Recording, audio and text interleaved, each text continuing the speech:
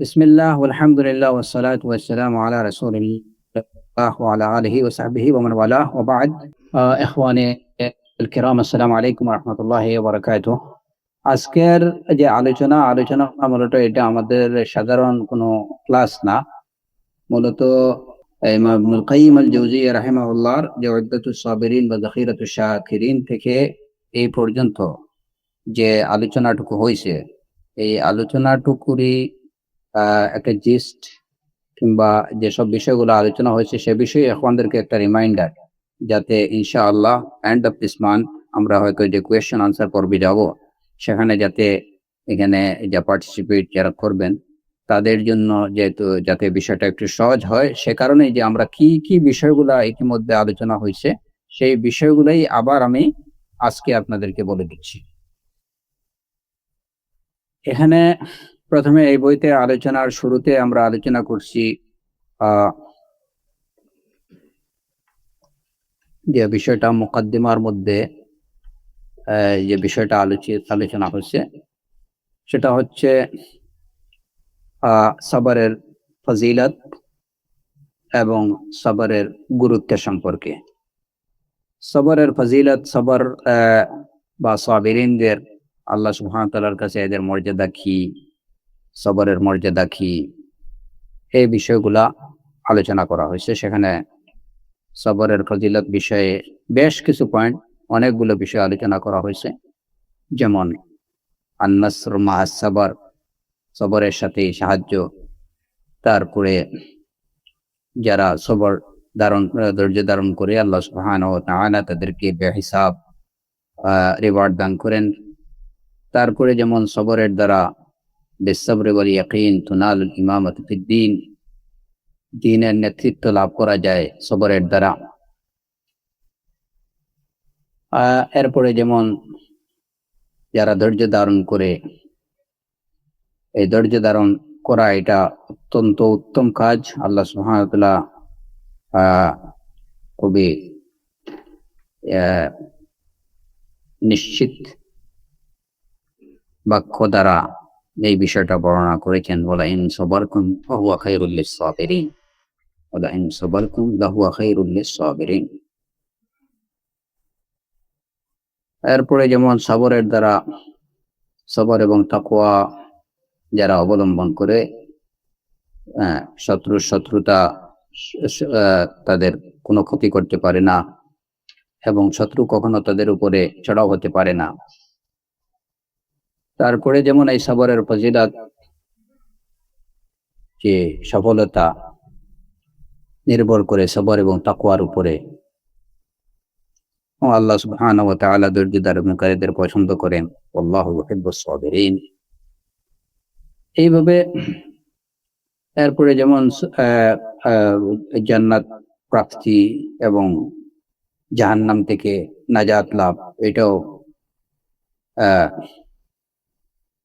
এই যে সৌভাগ্য অর্জন করবেন যারা সাবিরুন, তারা এই সৌভাগ্য সাবিরুনদের, ধৈর্যশীলদের জন্য রয়েছে। এই সৌভাগ্য থেকে তারা জান্নাত লাভ করবেন, জাহান্নাম থেকে তারা নিষ্কৃতি লাভ করবেন।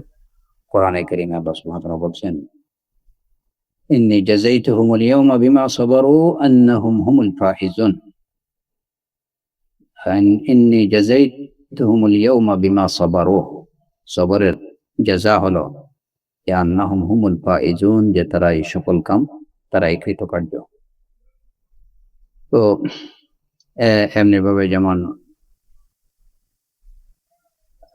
আরো অনেকগুলো সবরের ফজিলত সম্পর্কে আরো বেশ কিছু পয়েন্ট আলোচনা হয়েছে। তো যাই হোক, মুকদ্দিমার মধ্যে এই বিষয়গুলাই, যে সবরের ফজিলত কি এবং সাবিরিনদের মর্যাদা, তাদের ফজিলত সম্পর্কে আলোচনা হচ্ছে। এই চ্যাপ্টারটা অবশ্যই প্রত্যেকেই আপনারা ভালো করে কি করবেন, তাহলে যদি সবরের ফজিলত সম্পর্কে, এর গুরুত্ব সম্পর্কে জানা যায়, তাহলে ধৈর্য ধারণ করা, সবর করা এটা সহজ হবে ইনশাআল্লাহ। দ্বিতীয়, যেমন সবরের গুরুত্ব সম্পর্কে এই মুকদ্দিমার পরে আলোচনা হয়েছে যে আল ঈমানু নিসফাইনি, নিসফু সবরিন ওয়া নিসফু শুকরিন। ঈমানের দুটা ভাগ, একটা হলো অর্ধেক হলো তার সবর এবং অর্ধেক হলো তার শুকর। তো এটা একটা গুরুত্বপূর্ণ বিষয়, যে সবর এটা কোনো সাধারণ বিষয় না। সবর এটা কোনো সাধারণ বিষয় না, অত্যন্ত গুরুত্বপূর্ণ বিষয়। এই ইমানের যে দুটো পার্ট, এর মধ্যে একটা হচ্ছে সবর আর একটা হচ্ছে শুকর। যে সমস্ত বিষয়ে, এবং এটা কিভাবে দুই পার্ট, একটা সবর এবং একটা শুকর, এটা কিভাবে হয়, এটা বিষয়ে ইনশাআল্লাহ পরবর্তী একটা আলাদা অধ্যায়ে ইবনুল কাইয়িম রাহিমাহুল্লাহ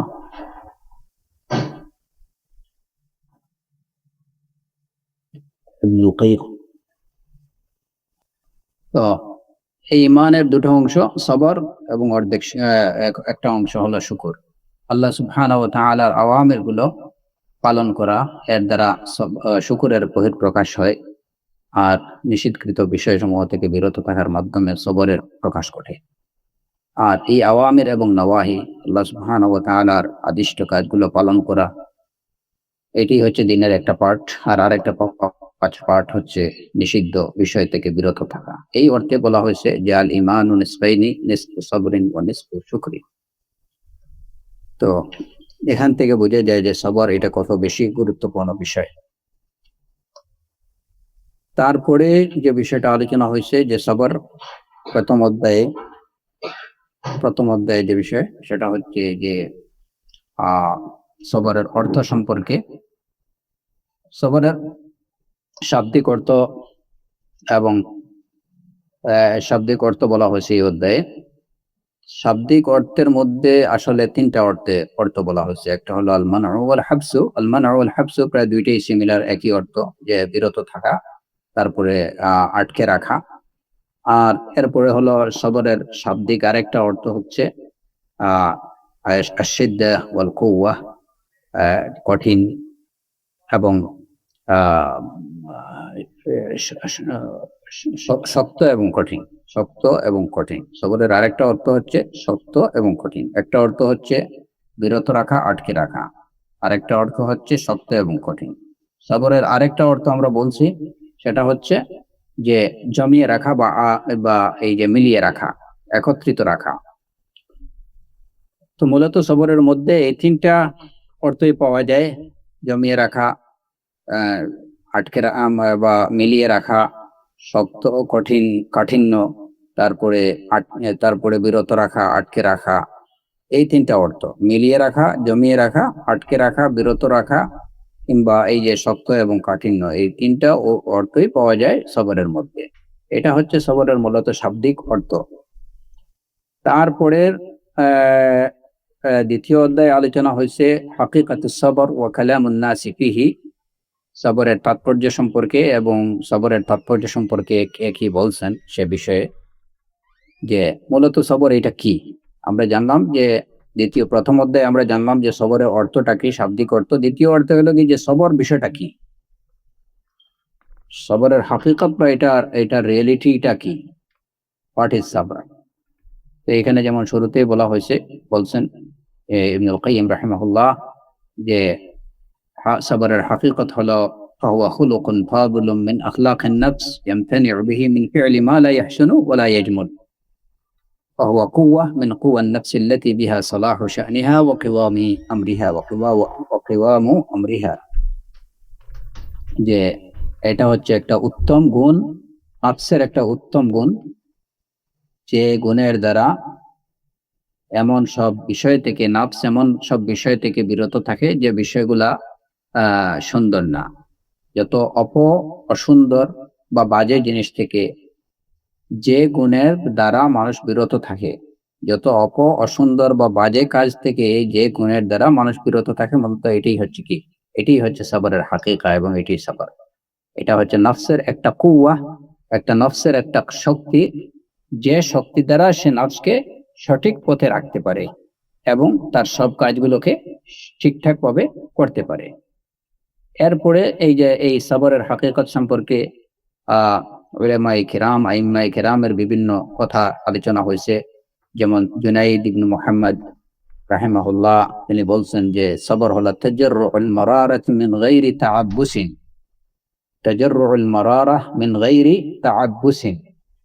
যে এটা আমরা এভাবে বুঝতে পারি যে সবর হলো যে আপনি অত্যন্ত খুবই থিতা বা তিক্ত একটা কোনো কিছু আপনি গিলে ফেলবেন, কিন্তু এতে আপনি ভ্রুকুটি করবেন না। যেমন দেখা যায় যে আমরা অনেক সময় খুব টক কিংবা খুব একদম যে মিষ্টি না, এই ধরনের খুব তিতা একটা কিছু পান করতে গেলে বা খেতে গেলে অনেক সময় ভ্রুকুটি হয়, যেমন একদম নাক, মুখ, কপাল একদম আহ কপালের মধ্যে ভাঁজ পড়ে বা বোঝা যায় যে এটার প্রতি তার একটা অনীহা। তো মূলত সবর হচ্ছে যে আপনি ওইটা একটা একদম তেথো একটা বিষয়, একটা জিনিসকে আপনি খেয়ে ফেলবেন, কিন্তু আপনি ভ্রুকুটি করবেন না, বা এই যে এটা যে তেতো বা এটা অপছন্দনীয় এই ভাবটা আপনার চেহারার মধ্যে, এটা এই ভাবটা দেখা যাবে না। একদম স্বাভাবিকভাবে অপছন্দনীয় বা নিজের জন্য কষ্টকর একটা বিষয়কে সহজ সহ্য করে নেয়া, কিন্তু এই যে কষ্টের ছাপটা যেন চেহারার মধ্যে না পড়ে, এটি হচ্ছে মূলত তাজাররুল মারারাতি মিন গায়রি তাআব্বুসিন। তাজাররুল মারারাতি মিন গায়রি তাআব্বুসিন, একটা হচ্ছে যে আমি হয়তো একটা অপছন্দনীয় বা একটা আহ, জিনিস আমি হয়তো এটা সহ্য করতেছি, কিন্তু কষ্টের ছাপটা মুখের মধ্যে বা শরীরের মধ্যে দেখা যাচ্ছে, এটা একটা বিষয়। আর সবর হচ্ছে যে বিষয়টা খুবই কষ্টকর, কিন্তু আমি এটাকে সহ্য করে নিচ্ছি, আমার চেহারার মধ্যে এটার কোনো ছাপ পড়ছে না। তো জুনায়েদ ইবনে মুহাম্মদ রাহিমাহুল্লাহ উনি বলছেন যে এটাই হচ্ছে মূলত সবর, যে আমি একটা কষ্টকর বিষয়কে সহ্য করে নেব, এমন ভাবে সহ্য করে নেব যে কাউকে বুঝতেই দেব না যে আমি একটা কষ্টকর বিষয় সহ্য করতেছি। বাহ্যিক অবস্থা থাকবে আমার স্বাভাবিক, তাজাররুল মারারাতি মিন গায়রি তাআব্বুস। তারপরে যেমন জুন্নুন রাহিমাহুল্লাহ তিনি বলছেন যে সবর হচ্ছে আত্তাবাউদ আনিল মুখালাফাত والسكون عند تجرع غصص البلية وإظهار الغنى مع حلول الفقر بساحات المعيشة। যে মুখালাফাত থেকে দিনের বিরোধী কাজ থেকে দূরে থাকা, সবর হচ্ছে দিন বিরোধী কাজ থেকে দূরে থাকা। ওয়াসসুকুন ইনদা তাজাররুই গুসাসিল বালিয়া, বিভিন্ন ধরনের ইবতিলা মুসিবা যখন আসবে তখন এই সময় একদম অটল এবং অনড় থাকা, সুকুন স্বাভাবিক থাকা, যে নিজের মধ্যে কোনো ধরনের বিচলতা, হ্যাঁ, যে হয়তো একটা মুসিবত পড়লো একদম খুব হতবিহব্বল হয়ে যাওয়া, এটা না, বরং একদম স্বাভাবিক থাকা, সুকুন। ও ইজহারুল গিনা ইনদা মা হুলুলিল ফাকর, যদি অভাব অনটন অনেক কিছু থাকে তারপরেও বাহ্যিকভাবে যে যে অমুখাপেক্ষিতা, এই ধরনের একটা ভাব প্রকাশ করা, যাতে আমার অভাব অনটনের কথাটা বিষয়ের যেন কেউ না বুঝতে পারে, এই ভাব প্রকাশ করা, এটাই হচ্ছে সবর। তারপর এইভাবে আরো অনেকেই সবরের হাকিকত সম্পর্কে আলোচনা করছেন, আমরা বিস্তারিত আলোচনা করছি আমাদের ইতিপূর্বে। যেমন এর মধ্যে আরেকটা হলো আলী ইবনে আবি তালিব রাদিয়াল্লাহু আনহু, তিনি সবরের হাকিকত সম্পর্কে বলছেন আস-সাবরু মাতিয়াহ লা তাকবু, সবরটা কি? সবর হচ্ছে মাতিয়াতুন লা তাকবু, এমন একটা বাহন যে বাহনটা দমে থাকে না। সবর হচ্ছে এমন একটা বাহন যে বাহনটা অবিরত চলতেই থাকে। হ্যাঁ, তারপরে আবু আলী দাক্কাক রাহিমাহুল্লাহ তিনি বলছেন হাদ্দুস সবর আল্লাহ তা'তারিদ আলা তাকদীর, যে সবর হচ্ছে যে তুমি তকদিরকে দোষারোপ করবে না, কিন্তু ইজহার আল বালা আলা গায়রি ওয়াজহি শাকওয়া ফালা ইউনাফিস সবর, কিন্তু অভিযোগের সুরে নয়, এমনিতেই কিন্তু হয়তো যে একটা মুসিবতের ছাপ প্রকাশ পাওয়া, এটা কিনা সবর বিরোধী কাজ না। এ বিষয়ে আমরা যেমন ওই আইয়ুব আলাইহিস সালাম, কোরআনে কারীমে আইয়ুব আলাইহিস সালামের যে ঘটনা সম্পর্কে আল্লাহ সুবহানাহু ওয়া তাআলা এরপরে বলছেন ইন্না ওয়াজাদনাহু সাবিরা, যে আমি তাকে ধৈর্য ধারণকারী পেয়েছি। অথচ আইয়ুব আলাইহিস সালাম তিনি বলছেন, আল্লাহ সুবহানাহু ওয়া তাআলাকে বলছেন ওয়া আইয়ুবা ইয নাদা রাব্বাহ রাব্বি আন্নী মাসসানিয়াদ দুররু ওয়া আনতা আরহামুর রাহিমিন। তিনি আল্লাহ সুবহানাহু ওয়া তাআলাকে বলছেন যে রাব্বি আন্নী মাসসানিয়াদ দুররু, যে হে আল্লাহ আমাকে অনিষ্ট পেয়ে গেছে, ওয়া আনতা আরহামুর রাহিমিন, আর তুমি হলে আরহামুর রাহিমিন। তো এই যে আইয়ুব আলাইহিস সালামের এইটুকু বলা আন্নী মাসসানিয়াদ দুররু, যে আমাকে অনিষ্ট পেয়ে গেছে, এটা কিন্তু সবার বিরোধী কোনো কথা না। কারণ এইটার মধ্যে এই কথা বলার মধ্যে শিখায়ত ছিল না, এটা হলো ইজহারুল বালওয়া, ইজহারুল বালা, যে একটা মুসিবত পৌঁছেছে এই বিষয়টাকে প্রকাশ করা হয়েছে। কিন্তু এর মধ্যে যে কেন আমাকে এই কষ্ট পৌঁছালো, হ্যাঁ, এবং এটা নিয়ে হাই হুত্তুস কিংবা কোনো ধরনের আফসুস এই ধরনের কিছু ছিল না। যে কারণে আল্লাহ সুবহানাহু ওয়া তাআলা ওনার সম্পর্কে বলছেন, আইয়ুব আলাইহিস সালাতু ওয়াস সালাম সম্পর্কে বলছেন, ইন্না ওয়াজাদনাহু সাবিরা, আমি তাকে ধৈর্য ধারণকারী পেয়েছি। তাহলে বুঝা গেল যে অভিযোগের সুরে নয়, যখন মুসিবত পৌঁছাবে তখন হয়তো স্বাভাবিকভাবে মুসিবতের যে ছাপটা এটা প্রকাশ পেতে পারে, বা এই সমস্যা কথাটা বলা যেতে পারে, কিন্তু এর মধ্যে কোনো অভিযোগ যদি না থাকে তাহলে এটা সবার বিরোধী হবে না। হ্যাঁ, তারপরে যেমন ইয়াকুব আলাইহিস সালাতু ওয়াস সালাম তিনি বলছেন, ইন্নামা আশকু বাসি ওয়া হুজনি ইলাল্লাহ, যে আমি আমার অভিযোগ, আমার চিন্তা, আমার দুঃখের কথা আমি আল্লাহর কাছে বলছি। তো এরপরেও তিনি বলছেন ফাসবরুন জামিল, যে সবরই আমার জন্য উত্তম। তো এই আল্লাহ সুবহানাহু ওয়া তাআলার কাছে নিজের দুঃখে কষ্টের কথা প্রকাশ করা, এটাকেই না সবর বিরোধী কিছু না। তো এই পর্যায়ে আমরা আলোচনা করছি যে মূলত শিখায়াত বা অভিযোগ, এই অভিযোগটা কয় প্রকার, হ্যাঁ, এবং কোন অভিযোগটা, কোন ধরনের শিকায়াত সবার বিরোধী এবং কোন ধরনের শিকায়াত সবার বিরোধী না, এই বিষয়টাও এখন আমরা অবশ্যই আপনারা বিশেষভাবে এটা দেখবেন। হ্যাঁ, এবং ওই যে আমাদের পূর্বোক্ত আলোচনা থেকে ওইটা আবার শুনে নেবেন। তাহলে এখানে এই চ্যাপ্টারটা যদি আপনারা শুনেন তাহলে আমরা বুঝতে পারবো যে কোন ধরনের অভিযোগ, যখন কোনো কষ্ট মুসিবত পৌঁছায় তখন কিভাবে, কোন ধরনের মুসিবতের প্রকাশটা কিভাবে করলে এটা সবার বিরোধী হবে না, এবং কিভাবে করলে সেটা সবার বিরোধী হবে। তারপরে যে আলোচনা এখানে এই সবরের হাকিকত সম্পর্কে আরো কিছু বিষয় আলোচনা হয়েছে সবরের হাকিকত অধ্যায়ে, যে নফসের মধ্যে, মানুষের প্রত্যেকটা নফসের মধ্যে দুইটা শক্তি থাকে। একটা শক্তি হচ্ছে কুওয়াতুল ইকদাম, আর একটা হচ্ছে কুওয়াতুল ইহজাম, সামনে বাড়ার, অ্যাডভান্স হওয়ার একটা শক্তি, আর একটা হচ্ছে বিরত থাকার শক্তি। তো সবরের হাকিকত হচ্ছে আন ইয়াজআলা কুওয়াতুল ইকদাম মাসরুফা ইলা মা ইয়ানফাউহু ওয়া কুওয়াতুল ইহজাম ইমসাকান আম্মা ইয়াদুররুহু, যে প্রত্যেকটা মানুষের মধ্যে যে দুইটা শক্তি আছে, একটা হচ্ছে সামনে অ্যাডভান্স হওয়ার শক্তি, আর একটা হচ্ছে বিরত থাকার শক্তি। তো সামনে অ্যাডভান্স হওয়ার যে শক্তি, এটা দিয়ে ভালো কাজের দিকে অ্যাডভান্স হওয়া, আর বিরত থাকার যে শক্তি যেটা, ওটা হচ্ছে যে মন্দ কাজ থেকে নিজেকে বিরত রাখা। এটাই হচ্ছে হাকিকাতুস সবর। হ্যাঁ, এই বিষয়টা আপনারা আবার দেখে নেবেন। তারপরে আমরা সবর সম্পর্কে তৃতীয় অধ্যায় এবং চতুর্থ অধ্যায়ে আমরা আলোচনা করিনি। পঞ্চম অধ্যায়ে আমরা আলোচনা করছি যে স্থান বা অবস্থান। হ্যাঁ, স্থান বা অবস্থান বিবেচনায় সবর কত প্রকার। স্থান বা অবস্থান বলতে সবর, আমরা যেটা দিয়ে সবর করি, ধৈর্য ধারণ করি, বা সেই বিষয়টা অনুসারে সবর কত প্রকার এবং কি কি। সবরের অবস্থান হিসাবে, বা সবর যে স্থানে থাকে, যেখানে থাকবে, যে বিষয় যেটা দিয়ে আমরা সবর করব, সেই বিষয় বিবেচনায় সবর কত প্রকার ও কি কি। যেমন আমরা দেখি, এটা সহজভাবে আমরা এভাবে বুঝতে পারি যে সবর হচ্ছে, হয়তো আমি শরীর দিয়ে, আমি আমার দেহ দিয়ে ধৈর্য ধারণ করব, দেহের উপরে একটা আঘাত আসলো, আমি এটা সহ্য করে নিলাম, এটা হচ্ছে দৈহিক বা শারীরিক কি সবর। আর একটা হচ্ছে অন্তর, যে আমার কষ্টটা আসবে হয়তো আমার মনের উপরে, আমি সেখানে ধৈর্য ধারণ করলাম, যে এটা হচ্ছে নফসের ধৈর্য ধারণ। তো এই হিসাবে মানে এই স্থান, তাহলে সবর হয়তো আপনার আপনার তার যে অবস্থানটা হবে আপনার শরীরে, অথবা সবরের অবস্থান হবে আপনার নফসে। হ্যাঁ, এই হলো সবরের প্রথমত দুই প্রকার।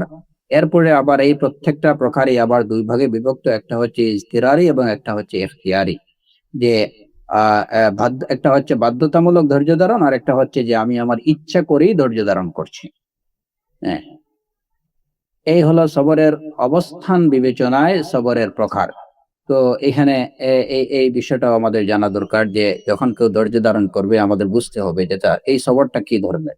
একজনের শরীরের উপরে একটা আঘাত আসছে, সে এটাকে সহ্য করছে, এটা হচ্ছে কি সবরে আহ বাদানি।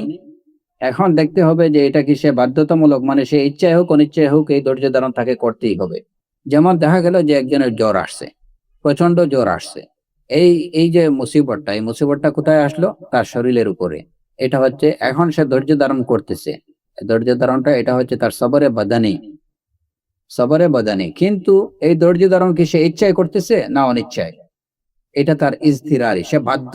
তার জ্বর আসছে, সে যদি মানে তা সবর করুক আর নাই করুক, সে বাধ্য এখানে ধৈর্য ধারণ করছে, কারণ এইটাকে এই জ্বরটাকে তো আর ডুয়ে মেসে ফেলে দেওয়া যাবে না সাথে সাথে চাইলে। হ্যাঁ, তো এটা সে বাধ্য। এই যে জ্বরের যে কষ্টটা, এই কষ্টটা তাকে সহ্য করতেই হবে। হ্যাঁ, কিছুক্ষণ বা দুই একদিন কিংবা যে কয়দিন আল্লাহ সুবহানাহু ওয়া তাআলা চান সে কয়দিন তাকে এই এই যে জ্বরের এই কষ্টটা এটা সহ্য করতেই হবে। ঠিক এইভাবে হয়তো সবার একটা মানসিক ভাবে একজন মানুষের উপরে সে মানসিক ভাবে বিপর্যস্ত হয়ে পড়লো, তার মনের উপরে একটা আঘাত আসলো। তো এই আঘাতটা অনেক সময় হয় এটা কি তার ইচ্ছা অনিচ্ছাধীন। হ্যাঁ, অনিচ্ছাধীন। যেমন একজন মানুষের তার বেশ কিছু টাকা হঠাৎ করে খোয়া গেল, তো এই যে আঘাতটা, এই আঘাতটা তার শরীরের উপরে আসেনি, এখানে তাকে সবরের পরীক্ষা দিতে হচ্ছে তার নাফসে, তার মনের উপরে আঘাত আসছে। এটা হচ্ছে সবর নফসানি, সবরে নফসানি, নফসের ধৈর্য ধারণ। এখন এই যে ধৈর্য ধারণ, তার টাকা খোয়া গেছে, ওইখানে সে ইচ্ছা করে খোয়ায়নি, এখন তার এসে বাধ্য, ধৈর্য ধারণ করতে বাধ্য, কারণ এছাড়া তার করার কিছু নেই। সুতরাং সে বাধ্য হয়ে তাকে ধৈর্য ধারণ করতে হচ্ছে। এটা হচ্ছে সবরে নফসানি এখতিয়ারি।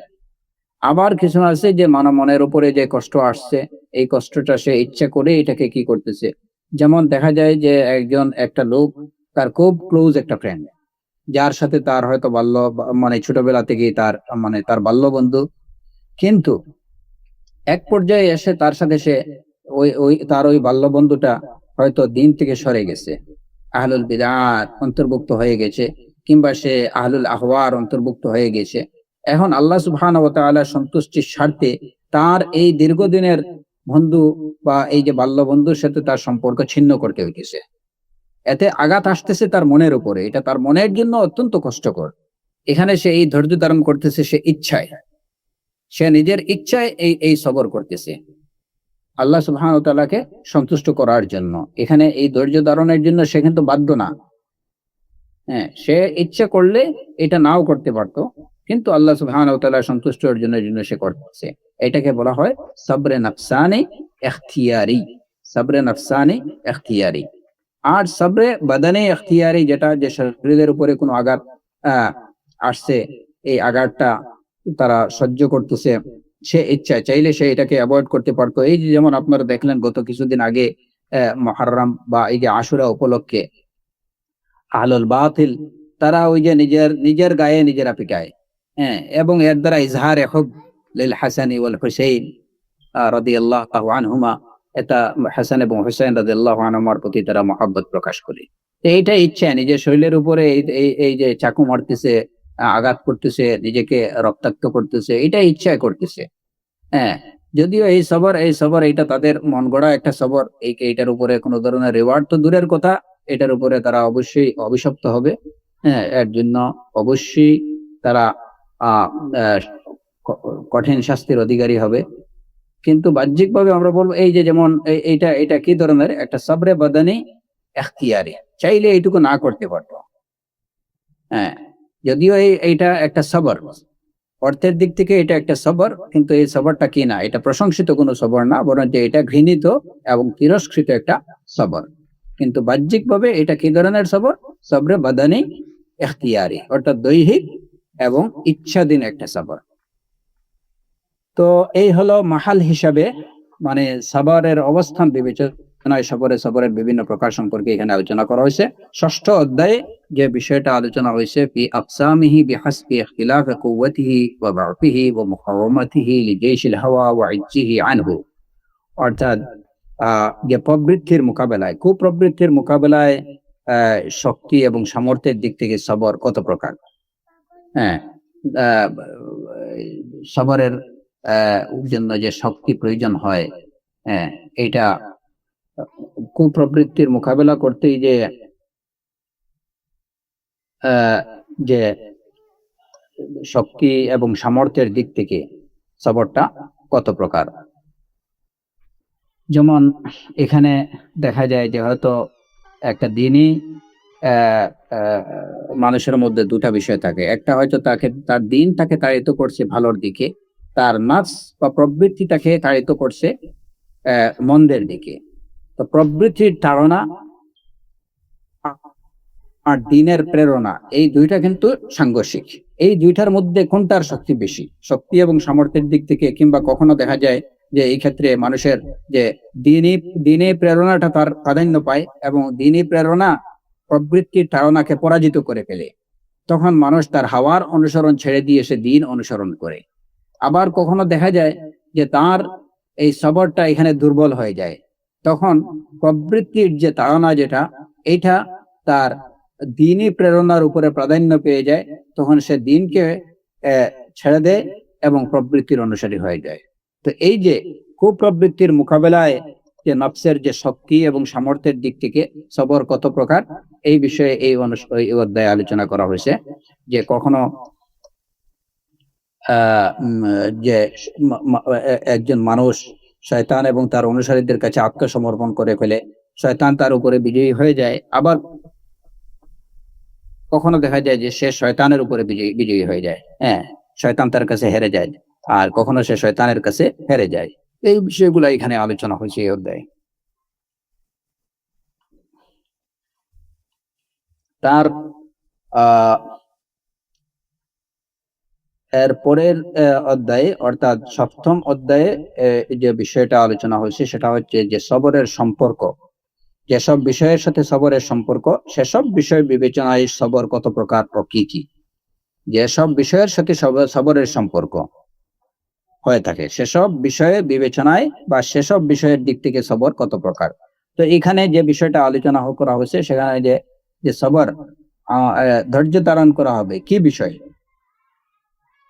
হয়তো সবর হবে আলা আওয়ামিরিল্লাহ, অথবা সবর হবে আন নাওয়া আম্মা নাহাল্লাহু আনহু, অথবা সবর আলা আকদারিল্লাহ, আল্লাহ সুবহানাহু ওয়া তাআলার আদেশকৃত বিষয়ের উপরে ধৈর্য ধারণ, অথবা আল্লাহ সুবহানাহু ওয়া তাআলা নিষেধকৃত বিষয় থেকে ধৈর্য ধারণ সবর, অথবা আল্লাহ সুবহানাহু ওয়া তাআলার ফয়সালা বা তার নির্ধারণকৃত বিষয়ের উপরে ধৈর্য ধারণ।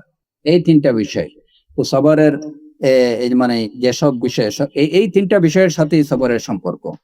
যখনই মানুষ ধৈর্য ধারণ করবে, হয়তো সে আল্লাহ সুবহানাহু ওয়া তাআলার আদেশকৃত বিষয়ের উপরে ধৈর্য ধারণ করবে, অথবা আল্লাহ নিষেধকৃত বিষয় থেকে ধৈর্য ধারণ করবে, অথবা সে আল্লাহ সুবহানাহু ওয়া তাআলার কাযা এবং কাদারের বিষয়ে ধৈর্য ধারণ করবে। এই হিসাবে সবর দেখা গেল যে সবরটা তিন প্রকার। সবর আলাল আওয়ামির, সবর এরপরে দেখা গেল যে সবর আনিন নাওয়াহি, সবর আলা আকদারিল্লাহ, আলা কাযাইল্লাহি ওয়া কাদারিহি, সবর আলাল মা'মুর, সবর আনিল মানহি, সবর আলাল মাকদুর। এইভাবে আমরা বলতে পারি। তো মূল কথা হলো যে হয়তো আল্লাহর আদিষ্ট বিষয়ের উপরে ধৈর্য ধারণ, অথবা তার নিষেধকৃত বিষয় থেকে ধৈর্য ধারণ, অথবা আল্লাহ সুবহানাহু ওয়া তাআলার কাযা এবং কাদারের উপরে, তার নির্ধারণ এবং ফয়সালার উপরে ধৈর্য ধারণ। এরপরে এই বিষয়ে আলোচনা করতে যে আরেকটা বিষয় আলোচনা হয়েছে যে আল্লাহ সুবহানাহু ওয়া তাআলার যে হুকুমগুলা, আল্লাহর বিধান এটা দুই ধরনের। একটা হচ্ছে হুকমে কাউনি, আর একটা হচ্ছে হুকমে শরঈ। হুকমে কাউনি হলো এটা জাগতিক যে বিধান, আর একটা হচ্ছে হুকমে শরঈ, যেটা শরঈ বিধান, কিন্তু দুটোই বিধান। হ্যাঁ, তো হুকমে শরঈ দ্বীনি যেটা, এইটা একটা বিধান। আল্লাহ সুবহানাহু ওয়া তাআলার যেসব বিধান আছে, এই বিধানগুলো সাধারণত দুই প্রকার। একটা হলো হুকমে শরঈ দ্বীনি, শরীয়ত সম্পর্কিত হুকুম, আর একটা হচ্ছে হুকমে কাউনি, জাগতিক। এটা শরঈ না, এটা জাগতিক এবং আল্লাহ সুবহানাহু ওয়া তাআলার নির্ধারণকৃত যে বিধানগুলো। যেমন চন্দ্র তার কক্ষপথে চলতেছে, সূর্য তার কক্ষপথে চলতেছে, এটা হচ্ছে আল্লাহ সুবহানাহু ওয়া তাআলার তার যে কাউনি এবং কদরি ফয়সালা হুকুম। আর আকিমুস সালাহ ওয়া আতুজ যাকাত, এটা হচ্ছে আল্লাহ সুবহানাহু ওয়া তাআলার হুকমে শারঈ, হুকমে দ্বীনি। হ্যাঁ, এটা শরীয়ত সম্পর্কিত একটা হুকুম, বিধান। তো এই এই হলো মূল বিষয়। এখানে সবরের যে সম্পর্ক, সবরের সম্পর্ক হবে হুকমে শারঈ এবং দ্বীনের সাথে। এবং এ বিষয়ে আলোচনা হয়েছে এর আগে যে হুকমে ইজতিরারি যেগুলা, এই যে আসসাবরে ইজতিরারি যে বিষয়গুলো মানুষ করতে বাধ্য, হ্যাঁ, সেটা সেটার উপরে মানুষ রিওয়ার্ডেড হবে না, বরঞ্চ রিওয়ার্ডেড হবে কিসের উপরে? যে সবরটা এখতিয়ারি, এখতিয়ারি সবরের উপরে। ঠিক এমনি ভাবে আল্লাহ সুবহানাহু ওয়া তাআলার কাউনি যে হুকুমগুলা, কাউনি এবং কাদারি যে হুকুমগুলা, এই হুকুমগুলার উপরে ধৈর্য ধারণের উপরে কোনো সওয়াব নেই, কোনো প্রতিদান নেই। প্রতিদান হলো যে হুকমে শারঈ যেগুলো আছে, হুকমে দ্বীনি যেগুলো, আল্লাহ সুবহানাহু ওয়া তাআলা শারঈ যে হুকুম আহকাম গুলা, এগুলার উপরে ধৈর্য ধারণের উপরে হলো মানুষ মানুষ প্রতিদান লাভ করবে। এগুলার উপরে সে হয়তো রিওয়ার্ডেড হতে হবে, অথবা সে পানিশড হবে, শাস্তি পাবে। তো সপ্তম অধ্যায়ে এই বিষয়গুলাই মূলত আলোচনা হয়েছে। তারপরে এখানে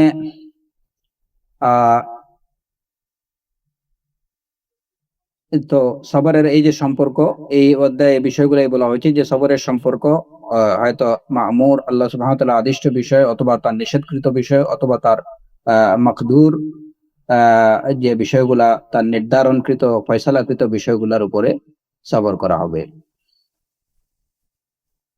আর এইখানে এই অধ্যায়ে দেখা গেল যে আমরে এলাহি বা আল্লাহ সুবহানাহু ওয়া তাআলার যে আদেশ, এই আদেশটা কত প্রকার আমরা পেলাম। যে এখানে আল্লাহ সুবহানাহু ওয়া তাআলার আদেশ, হুকুমটা এটা দুই প্রকার, একটা হলো কওনি কাদারি, আর একটা হচ্ছে শারঈ দ্বীনি।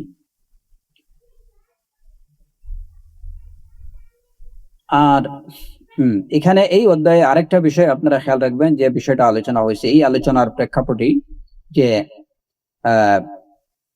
কোরআনে কারীমের এই যে আয়াতগুলো, আফামান ইয়ালামু, সূরাতুর রা'দের আয়াত 19 থেকে 22 পর্যন্ত, আফামান ইয়ালামু আন্নামা উনজিলা ইলাইকা মির রাব্বিকাল হাক্কু কামান হুয়া আ'মা ইন্নামা ইয়াতাযাক্কারু উলুল আলবাব الذين يوفون بعهد الله ولا ينقضون الميثاق والذين يصلون ما أمر الله به أن يوصل ويخشون ربهم ويخافون سوء الحساب والذين صبروا ابتغاء وجه ربهم وأقاموا الصلاة وأنفقوا مما رزقناهم سرا وعلانية ويدرؤون بالحسنة السيئة أولئك لهم عقبى الدار। এই আয়াতগুলোতে মূলত আমরা এর আগে আলোচনা করছি, ইমাম ইবনুল কাইয়্যিম রাহিমাহুল্লাহ বলছেন যে এই আয়াতগুলো ঈমান এবং ইসলামের সব মাকামাত, বা ঈমান এবং ইসলামের সব গুণাবলীকে এই আয়াতগুলো অন্তর্ভুক্ত রাখে। তো এখানে আপনারা আবারও এই কিটা শুনবেন এবং দেখবেন যে কিভাবে এই আয়াতগুলো ঈমান এবং ইসলামের সব গুণাবলীগুলো কিভাবে এই আয়াতগুলোর অন্তর্ভুক্ত। হ্যাঁ, তারপরে এই এই এই চ্যাপ্টারটা বা এই অংশটুকু বিশেষভাবে দেখবেন, কারণ এখান থেকে আমাদের অনেক কিছু জানার এবং অনেক গুরুত্বপূর্ণ কিছু বিষয় আছে। এই তিনটা আয়াতের মধ্যে ঈমান, ইসলাম এবং ঈমানের যে মাকামাত গুলো আলোচনা করা হয়েছে, কিভাবে এর মধ্যে ঈমান এবং ইসলামের সব যাবতীয় গুণাবলীগুলো অন্তর্ভুক্ত আছে সেটা দেখে নেবেন। তারপরে এই যে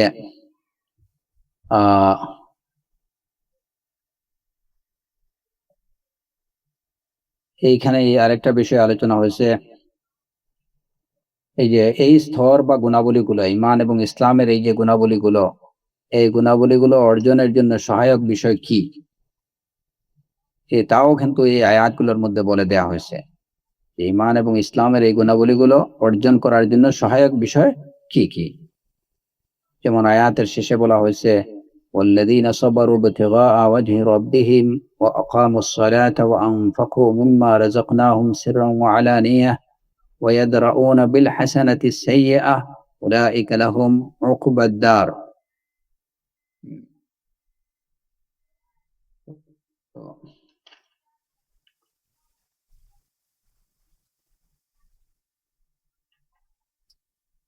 এই এই গেল এই পর্যন্ত। তারপরের বিষয় যেটা তারপরের অধ্যায়ে আলোচনা করা হয়েছে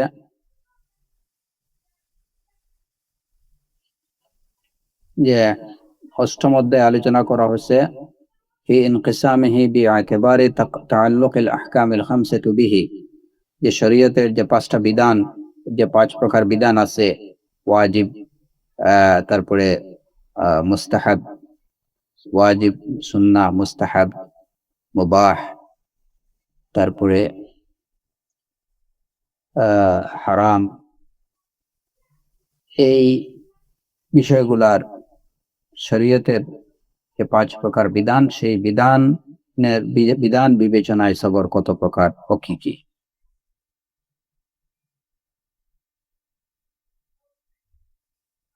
এই অধ্যায়টাও ভালো করে দেখে নেবেন যে শরঈ বিধান বিবেচনায় বা শরীয়তের যে পাঁচ প্রকার বিধান রয়েছে সেই হিসাবে সবর কত প্রকার ও কি কি। এর পরের নবম অধ্যায়ে আলোচনা করা হয়েছে যে যেটা ইতিমধ্যে আমরা বলছি যে সবরের বিভিন্ন স্তর এবং তার তারতম্য। সবরের বিভিন্ন স্তর রয়েছে এবং এই স্তরগুলোর মধ্যেও কোনোটা উত্তম এবং কোনোটা একটু নিম্ন স্তরের, কোনোটা উচ্চ স্তরের আছে। তো এই স্তরগুলোর মধ্যেও পার্থক্য, তারতম্য আছে। এখানে যে বিষয়গুলো আলোচনা করা হয়েছে, যেমন প্রথমত সবরে এখতিয়ারি, সবরে ইজতিরারি, যে বাধ্যতামূলক সবর, একটা হচ্ছে ইচ্ছাধীন সবর। তো এই দুইটার মধ্যে কোনটা ভালো, যেমন ইতিমধ্যে আমরা কিছুটা আলোচনা করেছি, আর এর আগে তো আমরা অবশ্যই বিস্তারিত আলোচনা হয়েছে।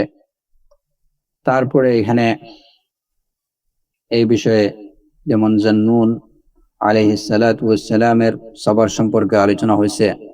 وظنون إذ ذهب مغاضبا فظن أن لن نقدر عليه فنادى في الظلمات أن لا إله إلا أنت سبحانك إني كنت من الظالمين। তো এই যে ওনার চলে যাওয়া, এই চলে যাওয়াটা এটা কি সবর বিরোধী ছিল না কি? এটা সবরে ইজতিরারি ছিল না সবরে ইখতিয়ারি ছিল? এই বিষয়গুলা এই অধ্যায়ে বিষয়গুলা বিস্তারিত আলোচনা করা হয়েছে। তারপরে সবরে যেমন ধরেন ইচ্ছাধীন সবর উত্তম না বাধ্যতামূলক সবর উত্তম। তারপরে আবার যে আমরা যেভাবে বলছি, এই যে আলোচনা ইতিমধ্যে হয়েছে যে সবর, তা যেসব বিষয়ে সবর করা হয় এটা হলো আল্লাহ সুবহানাহু ওয়া তাআলা আদিষ্ট বিষয়ে সবর করা, নিষিদ্ধ বিষয়ে সবর করা, কদা এবং কদরের বিষয়ে সবর করা। এই যে সবরগুলোর মধ্যে কোনটা উত্তম? সবর আলাল মা'মুর না সবর আনিন নওয়াহি, সবর আনিল মাহজুর না সবর আলাল মাকদুর? কোনটা, কোন ধরনের সবর উত্তম, মানে কোন বিষয়ে ধৈর্য ধারণ করাটা উত্তম? তো সবরের এই যে বিভিন্ন স্তর এবং এই স্তরগুলোর মধ্যে যে তারতম্য রয়েছে, এই সব বিষয়ে আলোচনা করা হয়েছে এই নবম অধ্যায়ে। এবং এখানে এক পর্যায়ে আলোচনা করা হয়েছে যে উলুল আজম নবীগণ কারা, দৃঢ় সংকল্পের অধিকারী আম্বিয়া আলাইহিমুস সালাতু ওয়াস সালাম কারা, এবং সবরে উলুল আজমদের সবর কি ধরনের, বা উলুল আজমদের সবর কাকে বলে, এই বিষয়টাও আলোচনা করা হয়েছে। তারপরের অধ্যায়ে আলোচনা করা হয়েছে যে সবর কোন ধরনের সবর, দশম অধ্যায়ে সম্ভবত। এই যে নবম অধ্যায়ে এখানে আরেকটা বিষয় আমি আপনারা দেখবেন যে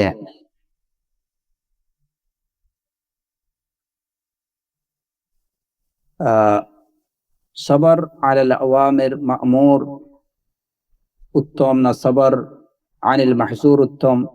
এই বিষয়ে প্রত্যেকটা বিষয়ে না সবর আলাল মাকদুর উত্তম?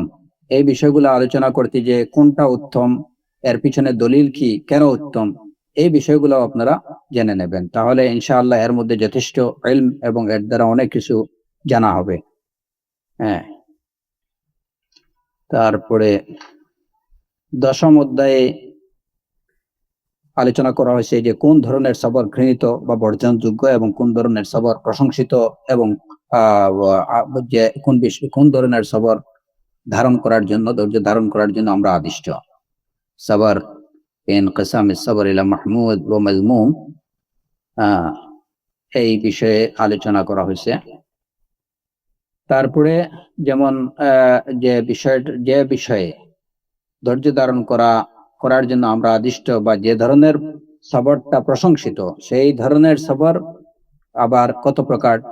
যেমন সবরে মাহমুদকে আবার দুই ভাগে ভাগ করা হয়েছে, একটা হচ্ছে সবর লিল্লাহ, একটা হচ্ছে সবর বিল্লাহ। এবং এই যে দুই প্রকারের দলিল দেওয়া হয়েছে, ওয়াসবির ওয়া মা সবরুকা ইল্লা বিল্লাহ, এটা হলো সবর বিল্লাহর প্রমাণ। আর আরেকটা হচ্ছে সবর লিল্লাহ। এ বিষয়ে কোরআনে কারীমের আয়াত, ওয়াসবির লিহুকমি রাব্বিক ফাইন্নাকা বিআয়ুনিনা, এটা সবর লিল্লাহর একটা প্রমাণ। এরপরে যে বিষয়টা আলোচনা হয়েছে যে সবর বিল্লাহ, এটা সবচেয়ে উত্তম, বা এটা কোন সবর বিল্লাহ এবং সবর লিল্লাহর মধ্যে সবচেয়ে উত্তম বা পরিপূর্ণ কোনটা, বিল্লাহ না লিল্লাহ? তারপরে আবার এই বিষয়ে আলোচনা করতে যে সবচেয়ে আরেকটা বিষয় আলোচনা হয়েছে যে হাদিসে কুদসি, ওয়াবি ইয়াসমাউ ওয়াবি ইউবসিরু ওয়াবি ইয়াবতশু ওয়াবি ইয়ামশি, যে হাদিসটা নিয়ে তথাকথিত সুফিবাদীরা তারা এই ওয়াহদাতুল উজুদের দাবি করে, এই বিষয়টা এই আলোচনাটা খুব ভালো করে আপনারা রপ্ত করবেন বা ভালো করে শুনে নেবেন ইনশাআল্লাহ। তাহলে অনেক আহলুল বাতিল, ওয়াহদাতুল উজুদের কায়েল বা এই ধরনের বন্ড সুফিবাদীদের সম্পর্কে, তাদের ভ্রান্তি সম্পর্কে পুরাপুরি ওয়াকিবহাল হতে পারবেন ইনশাআল্লাহ। তো সবর মাহমুদ, প্রথমত কথা হলো যে সবর কোন ধরনের সবর, সবর কত প্রকার, যে একটা হলো মাহমুদ, একটা হলো মজমুম, একটা ঘৃণিত সবর, একটা হলো প্রশংসিত সবর। প্রশংসিত সবরকে আবার প্রথমত দুই ভাগে ভাগ করা হয়েছে, সবর লিল্লাহ, সবর বিল্লাহ। আর সবর বিল্লাহ লিল্লাহ, এই দুইটার মধ্যে আবার কোনটা উত্তম, এ বিষয়ে আলোচনা করা হয়েছে। এবং এই আলোচনা প্রসঙ্গেই এই হাদিসে কুদসি সম্পর্কে আলোচনা করা হয়েছে, যেটাকে তথাকথিত মুতাসাউফিনরা, বন্ড সুফিবাদীরা ওয়াহদাতুল উজুদের পক্ষে প্রমাণ হিসাবে পেশ করে থাকে। তাদের এই প্রমাণ বা এই দাবিটা যে সম্পূর্ণ ভুল, সেটা কিভাবে ভুল, সেই বিস্তারিত আলোচনা করা হয়েছে, আপনারা সেটা জেনে নেবেন। তারপরে কেউ কেউ বলছেন যে সবরের আরো দুই একটা প্রকার আছে, আস-সাবরু ফিল্লাহ, আস-সাবর মা আল্লাহ।